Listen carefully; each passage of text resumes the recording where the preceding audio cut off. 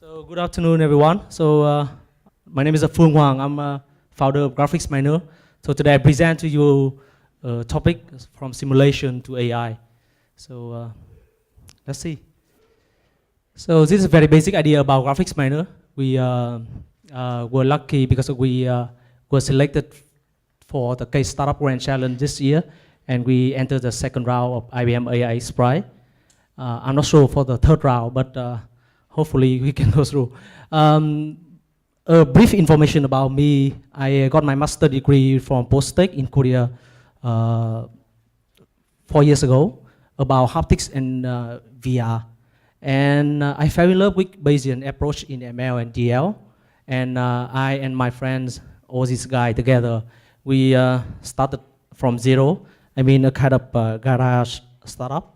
And now I have my pleasure to show you what we have done so far.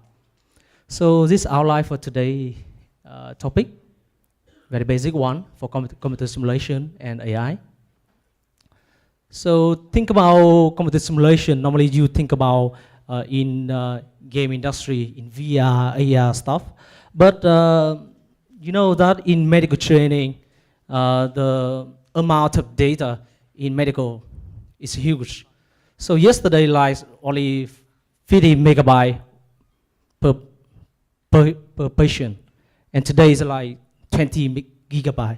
So tomorrow, you know, the full cell data with the MRI and the CT, so the system can reconstruct the 3D human heart. The question is like, normally we think about medical data for medical imaging diagnosis, but think about it in different way. Suppose that you are a surgeon. You can touch the patient's heart before you actually do surgery. It's going to be great.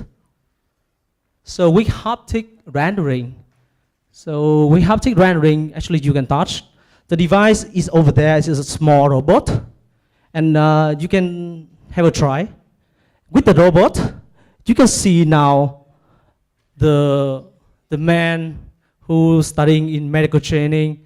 Now he can touch the human heart before he do real surgery.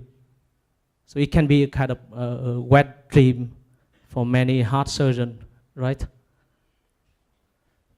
So even you can listen to the heartbeat. So computer simulation, I think is huge. It's huge for many applications, for medical training, and now I will start to education. So students, they are curious about everything. They are very creative. The question is, can we foster and nurture their creativity and curiosity to the next level? Let's see. So normally, students in Vietnam, in China, Japan, Korea, they study 12 years for exams. It's painful for them, for their family. So I mean, investment for education shouldn't be for exam, right?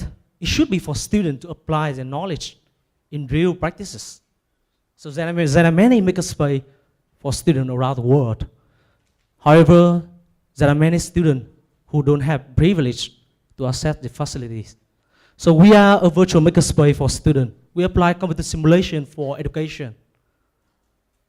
So we created EduC, a simulation and AI education platform for students and teachers around the world.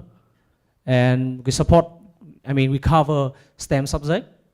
We try to become a kind of knowledge sharing platform. And, you know, students, they have the app.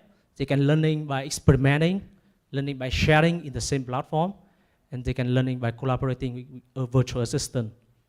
In terms of teachers, we do support teacher with the analytics dashboard.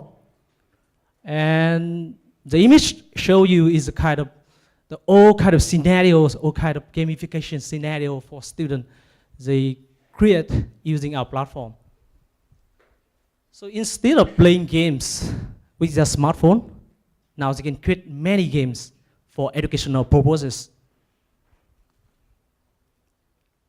So let's start by very basic user case.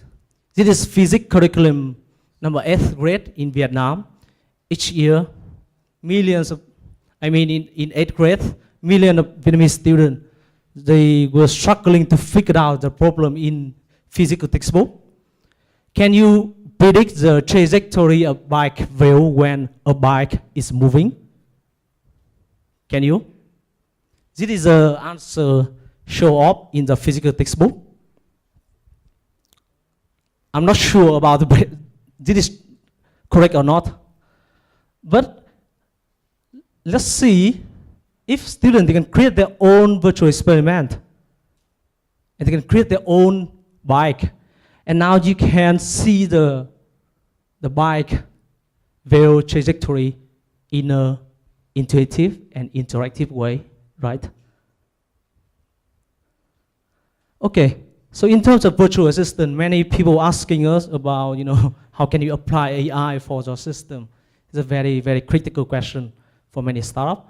And we do think that we try our best.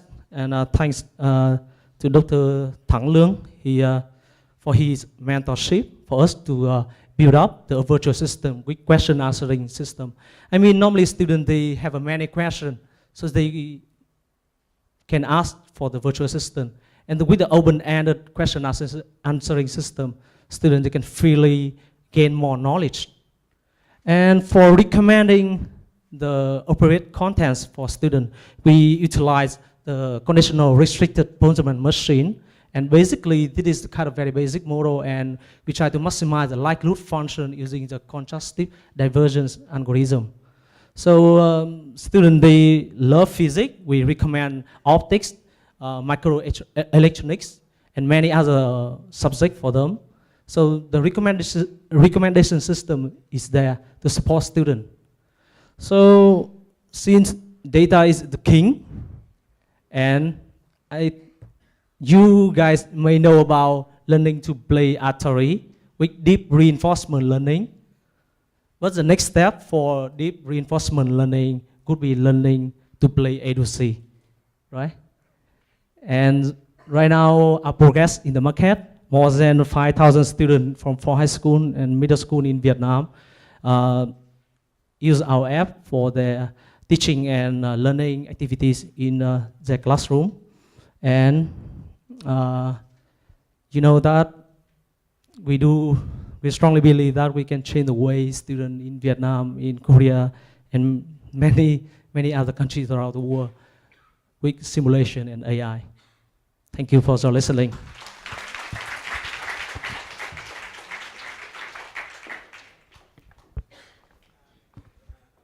Good luck, good luck.